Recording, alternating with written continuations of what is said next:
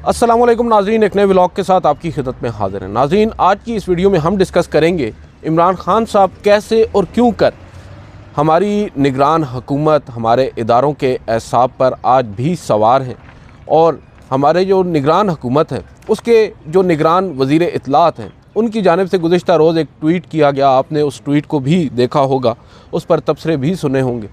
वो ट्वीट बड़ा ही गैर मामूली था और उसमें हमने कुछ चीज़ें निकाली हैं, आज वो आपके साथ शेयर करेंगे।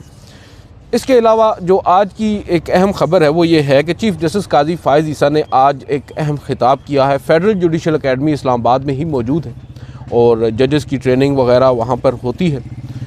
वहाँ पर एक तकरीब से ख़िताब किया जा रहा था और उस तकरीब से ख़िताब के दौरान चीफ़ जस्टिस काजी फ़ाइज़ ईसा ने जो नए आने वाले जजेस साहिबान हैं उनको ये मशवरा भी दिया है कि वो वकला के साथ एक अच्छा रवैया रखें और उनको इज़्ज़त दें। और उसके बाद उन्होंने जो दौरे जदीद में अब टेक्नोलॉजी का इस्तेमाल है अदालतों में, उस पर उन्होंने ज़ोर दिया और ख़ुद बताया कि हम किस तरह सुप्रीम कोर्ट ऑफ पाकिस्तान में जो बराह रास्त नशरियात का एक अमल है हमने वो शुरू किया। अब रिकॉर्डिंग बाकायदा तौर पर कमरा अदालत नंबर 1 की हद तक हो रही है और इस तरह उन्होंने कुछ चीज़ें शेयर की और कहा कि कुछ हल्के फुल्के अंदाज में भी उन्होंने कहा कि अभी हाल ही में supreme court practice and procedure act समाअत के दौरान ये भी हुआ है कि जब हम घर गए हैं तो मेरी वाइफ़ ने मुझे कहा कि आप ठीक तरह से नहीं बैठे थे। तो टीवी पर आने से ये भी बड़े इसके नुकसानात होते हैं। मगर ये ऑन अ लाइटर नोट उन्होंने बात की। मुझे आज सबसे इम्पॉर्टेंट बात ये लगी है कि आज उन्होंने चीफ़ जस्टिस काजी फ़ाइज़ ईसा ने जजेस साहिबान को ये मशवरा दिया है कि वो वकला की इज़्ज़त किया करें। अक्सर हम देखते हैं कमरा अदालत नंबर 1 में चीफ़ जस्टिस काजी फ़ाइज़ ईसा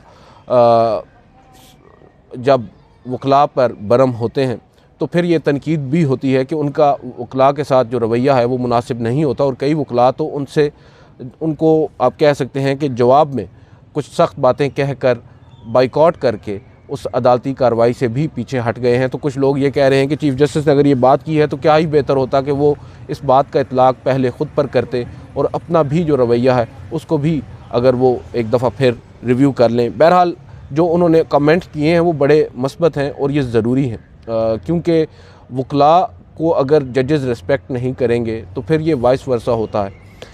इसके बाद आते हैं जो आज की जो हमने वीडियो आज करनी थी। बेसिकली तो मुर्तज़ा सोलंकी साहब हमारे सीनियर हैं, जर्नलिस्ट हैं और आजकल वो वज़ीर इत्तलात हैं, निगरान, और उन्होंने गुज़िश्ता रोज़ एक ट्वीट किया है। मैं आपको एक ट्वीट पढ़कर सुनाता हूँ, मगर एक और ट्वीट है, मैं आपको ये नहीं बताऊँगा कि वो किसका है, पहले मैं आपको वो सुना देता हूँ। कह रहे हैं साहब कि a convicted person doesn't lose all fundamental rights if a public interest is served by interviewing a convict there is nothing wrong in doing so in a country like ours Pakistan where a prime minister is wrongly killed through a judicial murder even conviction becomes meaningless. अब आप लोग सोच रहे होंगे ये tweet किसका है, जिसमें ये कहा जा रहा है कि जो कन्विक्टेड पर्सन है, जो सज़ा याफ्ता शख्स है, वो अपने तमाम जो बुनियादी हकूक़ हैं वो खो नहीं देता और अगर उस शख्स का जो सज़ा याफ्ता है उसका इंटरव्यू किया जाता है और वो इंटरव्यू जो है पब्लिक इंटरेस्ट में होता है, आवाम के मफाद में होता है, तो उसको करने में कोई कबाहत नहीं है। और हमारे जैसे मुल्क में जहाँ पर एक वज़ीर आज़म को जो है उसका गलत तरीके से जुडिशल मर्डर किया गया है, अदालती कत्ल किया गया है, यहाँ पर तो जो सज़ा है वो भी बेमानी हो जाती है। और आपको ये बात सुनकर हैरानगी होगी कि ये जो ट्वीट मैं पढ़ रहा हूँ ये ट्वीट और किसी का नहीं है, ये हमारे निगरान वज़ीर इत्तलात मुर्तज़ा सोलंकी साहब का है, जो उन्होंने 1 जुलाई 2019 को किया था और ये मुताल्लिक़ था उस वक्त साबिक़ वज़ीर आज़म नवाज़ शरीफ से। और अब जो उन्होंने गुज़िश्ता रोज़ एक ट्वीट किया है वो सुन लीजिए। Today we are writing to the editor of the Economist about an article purportedly written by Imran Khan.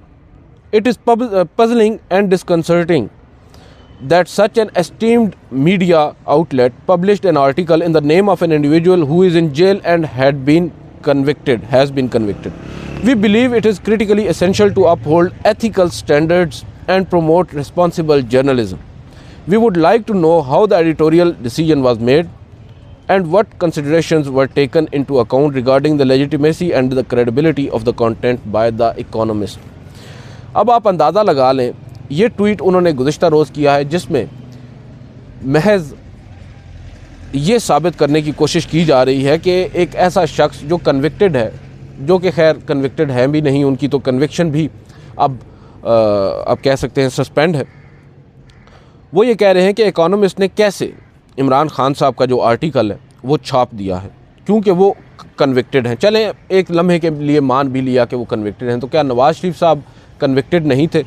और क्या आप यहाँ पर जस्टिफाई नहीं कर रहे कि हमारे मुल्क के अंदर जो कन्विक्शंस होती हैं वो ऐसी ही मीनिंगलेस होती हैं? तो ये कोलो फेल में तजाद है, मगर असल कहानी यहाँ से शुरू होती है। इसके ऊपर पहले मारवी सरमद साहिबा हैं, उन्होंने एक जो इनकी ही आप कह सकते हैं कि हम ख्याल हैं जर्नलिस्ट, वो ये लिखती हैं कि इमरान खान की जो सेंटेंस है वो सस्पेंड कर दी गई थी अदालत की जानिब से, और हकीकत ये है कि वो अभी भी जेल में है क्योंकि वो इस वक्त भी जो मिलिट्री इस्टेब्लिशमेंट है उसके रात में है, उसकी ज़ेर अताब है। Let's not pretend that his imprisonment is about anything. अब ये पहले उन्हें जवाब मिला। उसके बाद किया बलोच साहब हैं, एक जर्नलिस्ट हैं, वो लिखते हैं कि Solanki has lost his mind. Recently, I read Ahmed Altan imprisoned in Turkey when his book I Will Never See the World Again not only got published but also longlisted for the £50,000 Baillie Gifford non-fiction prize. It was compiled from notes given to his lawyer.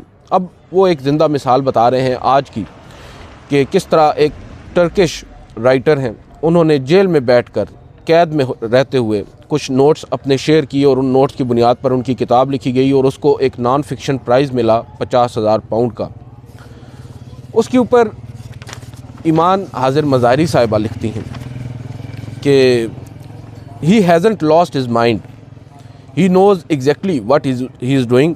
Turns out बुग़्ज़ Imran is real and many of these quote unquote anti establishment warriors were never what they claimed to be. Leeches desperate for powerless power, कुर्सी के लिए इतना गिरना is despicable. ये अब ईमान मज़ारी साहिबा यहाँ पर फरमा रही हैं कि ये बात गलत है कि उन्होंने अपना जो माइंड है वो लॉस्ट किया है या उनका ज़हनी तवाज़ुन खो दिया है। उनको पता है मुर्तज़ा सोलंकी साहब को कि वो चाहते क्या हैं, वो कर क्या रहे हैं। ये जो भी हो रहा है ये सिर्फ़ और सिर्फ बुग़्ज़ इमरान में हो रहा है। और ये जो दावे किया करते थे कि ये लोग एंटी इस्टेब्लिशमेंट हैं, अभी कुछ अर्सा कबल तक जब तक इमरान खान वज़ीर-ए-आज़म थे हम इनको एंटी इस्टेब्लिशमेंट कहा करते थे। ये लोग दरअसल एंटी इस्टेब्लिशमेंट नहीं हैं, फिर वो तो खैर इनको लीचेस कह रही हैं। तो अब आप अंदाज़ा लगा लें कि हमारी जो निगरान हुकूमत है वो किस हद तक जा रही है। उनकी राय क्या है, उनकी राय क्या नहीं है, ये एक अलग बात है। कम से कम फैक्ट्स तो दुरुस्त रख लें। हम ये नहीं कह रहे कि आपकी राय ठीक है या उनकी राय ठीक है, राय आप दोनों की ठीक होगी, हमें दोनों का एहतराम करना चाहिए, मगर बात यह है कि आपको अपने फैक्ट्स तो दुरुस्त करने चाहिए। अव्वल बात तो यह है कि इमरान खान साहब कन्विक्ट नहीं है। दूसरी बात यह है कि जुल्फ़िकार अली भुट्टो साहब, if I am not wrong, मुझे वक्त नहीं मिला इसको देखने का, लेकिन उन्होंने एक किताब लिखी थी इफ़ आई एम असैसिनेटेड, अगर मुझे कत्ल कर दिया गया, उसका उर्दू तर्जुमा भी छपा था। वो किताब भी जहाँ तक मुझे याद पड़ता है जुल्फ़िकार अली भुट्टो ने अपने कैद के अंदर, जेल के अंदर बैठकर लिखी थी। इसी तरह उन्होंने नोट्स अपने वकला को दिए थे और वो फिर किताब छपी थी। तो और ये जो मुर्तज़ा सोलंकी साहब हैं, इनको ये भी कहा जाता है कि ये जाले रहे हैं, और अगर इनको इन फैक्ट्स का ही नहीं पता, जो कि मुझे लगता है कि इम्पॉसिबल है, इनको पता है, और अब उसके ऊपर ये उस इकोनॉमिस्ट को लिख रहे हैं और कह रहे हैं कि हम लिखेंगे। अब इंटरेस्टिंगली इकोनॉमिस्ट ने उसके ऊपर अपना एक जवाब दिया है।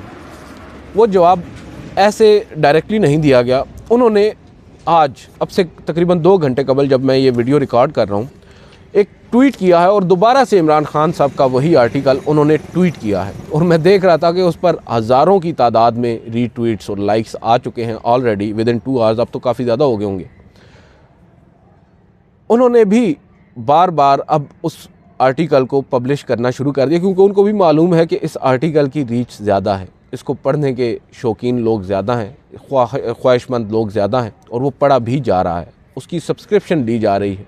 ये भी देखना होगा कि किस हद तक सब्सक्रिप्शन बढ़ी है द इकोनॉमिस्ट की गुज़िश्ता एक दिन के अंदर, जब से ये आर्टिकल इमरान खान साहब का जो गेस्ट ऐसे कहा जा रहा है वो छपा है। तो हमें बेसिकली देखना होगा कि जो हमारी निगरान हुकूमत है, जो उनका काम है वो क्यों नहीं कर रही। उनका असल काम है इंतखाबात करवाना, साफ़ और शफाफ इंतखाबात का इनेकाद यकीनी बनाना, मगर वो ये नहीं कर रहे। वो काम कर रहे हैं जो उनके करने का है ही नहीं। उनका असल जो एक आप कह सकते हैं कि मोटिव होना चाहिए, वो ये होना चाहिए कि वो अनबायस्ड हों, उनका किसी भी एक जानिब रुझान नहीं होना चाहिए। मगर यहाँ पर वो बाकायदा तौर पर अनबायस्ड तो छोड़ दें, एक फ़रीक के तौर पर काम कर रहे हैं। अब गुज़िश्ता रोज़ आपको मालूम ही है एक करारदाद पेश की गई और मंजूर भी कर ली गई, और आज बाय हैंड आप देख लें सूरत हाल किस हद तक गैर मामूली है कि बाय हैंड ईवान सदर वो करारदाद पेश की गई, भेजी गई है, पहुंचाई गई है, रिसीव करवाई गई है, जो कि अक्सर बज़रिया डाक भेजी जाती है उन कंसर्न इदारों को, लोगों को जो जिनसे वो मुतलका होती है वो करारदाद जो पास होती है सेनेट में। ये एक रिवायत है, मगर हमें बताया जा रहा है कि जो बाई हैंड भेजने की रिवायत है ये नहीं है। मगर आज ईवान सदर को और इलेक्शन कमीशन को और जो भी मुतलका लोग हैं उनको उस करारदाद से मुतल्लिक आगाह कर दिया गया है। दैट मीन्स कि दे मीन सम बिज़नेस, और ये मामला अभी रुकने वाला नहीं है। हम तवक्को कर रहे थे कि आज चीफ़ जस्टिस काजी फ़ायज़ ईसा जब उन्होंने फेडरल जुडिशल अकेडमी में ख़िताब किया है, उस ख़िताब में इस मामले पर भी शायद वो रोशनी डालें। उन्होंने नहीं किया, खैर ये अच्छी बात है, तकरीरों के ज़रिए जजेस को नहीं बोलना चाहिए। अब देखते हैं नेक्स्ट वीक में जब उनके सामने कई अहम तरीन मुकदमात समाअत के लिए मुकर्रर कर दिए गए हैं, वो इस मामले को क्या नज़रअंदाज करते हैं या इसको फुल ऑन एड्रेस करते हैं। क्योंकि अभी तक पाकिस्तान तहरीक इंसाफ की जो बल्ले के निशान वाली दरख्वास्त है, जो अपील है पेशावर हाई कोर्ट के फ़ैसले के ख़िलाफ़, उसको भी समाअत के लिए मुकर्रर नहीं किया गया। ये हमारी ख़बर है, क्योंकि जो जहाँ तक बात है लेवल प्लेइंग फील्ड ना मिलने पर तौहीन अदालत की दरख्वास्त की, जिस पर आपको मालूम ही है गुज़िश्ता हफ़्ते चीफ़ जस्टिस ऑफ पाकिस्तान की सरबराही में एक बेंच ने नोटिस किए थे और जवाब तलब किया था चीफ़ सेक्रेटरी पंजाब से, IG पंजाब से और एडवोकेट जनरल पंजाब से। अब उस दरख्वास्त पर एक मरतबा फिर समाअत होने जा रही है। देखना ये होगा कि उस समाअत पर क्या होगा। बज़रिया chief justice of Pakistan justice Qazi Faez Isa ने पाकिस्तान तहरीक इंसाफ को लेवल प्लेइंग फील्ड न मिलने के मामले पर हाथ खड़े कर दिए हैं, और वो इस मामले को बज़ाहिर नज़र यही आ रहा है कि बिल्कुल एकेडमिक तरीके से देख रहे हैं, और जो ग्राउंड रियलिटीज़ हैं सुप्रीम कोर्ट उनको बज़ाहिर नज़रअंदाज कर रही है, जो उसको नहीं करना चाहिए। सुप्रीम कोर्ट को देखना होगा कि क्या जो क्लेम्स, जो toll claims election commission of Pakistan की जानिब से किए जा रहे हैं, क्या वो हकीकत के बरक्स तो नहीं। पाकिस्तान तहरीक इंसाफ का जो मतम नज़र है वो उससे बिल्कुल मुख्तलिफ है, मगर वो अभी तक इसमें एक चीज़ ये है कि हम चीफ़ जस्टिस पर तो तनकीद कर ही रहे हैं, मगर हमें एड्रेस करना होगा एक और अहम इशू को, वो है वकला की तैयारी को।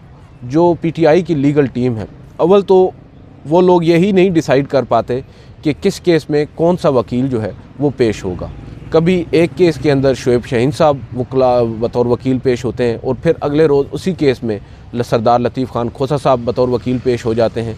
हो सकता है उनके पास कुछ वैलिड रीज़न्स हो, मगर ये तरीक़ाकार जो है इससे आपके अपने केस कमज़ोर होते हैं। जब एक वकील बग़ैर तैयारी के वहाँ पर जाता है, उसके पास वो सपोर्टिव डॉक्यूमेंट्स ही नहीं होते, सपोर्टिंग डॉक्यूमेंट्स ही नहीं होते जिनसे उनका केस मज़ीद मजबूत होता है, तो फिर उससे नुकसान इवेंचुअली पाकिस्तान तहरीक इंसाफ को होता है, उनके उस काज को होता है जिसके लिए वो सुप्रीम कोर्ट में आए हैं। तो बेहतर तो यही होगा कि PTI की जो लीगल टीम है, क्योंकि आजकल तो सिर्फ PTI की लीगल टीम ही है, बाकायदा जो सियासतदान है वो तो अब हमें कम ही नज़र आते हैं, वकला ही वकला हैं, मगर इतने ज़्यादा वकला होने के बावजूद वो कंपोजर हमें नज़र नहीं आता, कंपोजिशन ऑफ माइंड हमें नज़र नहीं आता। जहाँ पर वकला को हर वक्त मौजूद रहना चाहिए वहाँ पर वकला नज़र नहीं आते। सुप्रीम कोर्ट के अंदर हमने देखा अक्सर PTI की दरख्वास्तें जब समाअत के लिए मुकर्रर होती हैं उस वक्त भी उनके वकला कमरा अदालत में मौजूद नहीं होते, और जब मौजूद होते हैं उस वक्त गुजर चुका होता है। तो कम से कम अपने दाने, पंजाबी में कहा जाता है कि अपने दाने से पूरे कर लो। पाकिस्तान तहरीक इंसाफ को चाहिए कि रिलीफ तो उनको मिले ना मिले वो एक बात की बात है, कम से कम अपना काम तो पूरा करें, और जो वकला हैं उनको डेजिग्नेट किया जाए कि कौन सा वकील किस केस में पेश होगा, और अगर वो नहीं हुआ तो कौन सा वकील पेश होगा। और जो वकील ड्राफ्ट कर रहा है एक पिटीशन, ज़रूरी होता है कि वही वकील उस पिटीशन को आर्ग्यू भी करे ओपन कोर्ट के अंदर, अदरवाइज़ फिर वही होगा जो उस रोज़ शुएब शाहीन साहब लतीफ़ खान खोसा साहब की ड्राफ्टेड एक पिटीशन पर आर्ग्यू कर रहे थे, और उनको मालूम नहीं था कि कौन से सफ़े पर कौन सा मामला है, किस मामले को डिस्कस करना है, रेफ़र करना होता है जजेस के सामने। तो ये मामला है सुप्रीम कोर्ट में, अब जो पाकिस्तान तहरीक इंसाफ है इसको भी एड्रेस करना होगा। इसके अलावा भी आइंदा हफ्ते कुछ अहम तरीन केसेस समाअत के लिए मुकर्रर हो गए हैं, उस पर मैं अब नेक्स्ट वीडियो में आपके साथ तफसीलात शेयर करूँगा। अभी की इस वीडियो में हमारा मेन फोकस यही था कि हम डिस्कस करेंगे किस तरह अब हमारी जो निगरान हुकूमत है वो भी आउट ऑफ फ्रस्ट्रेशन कैसे कैसे बयानात दे रही है, कैसे कैसे काम कर रही है। इसको आप फ्रस्ट्रेशन भी कह सकते हैं, और इसको आप प्री प्लानिंग भी कह सकते हैं कि ये बाकायदा तौर पर एक प्लानिंग है।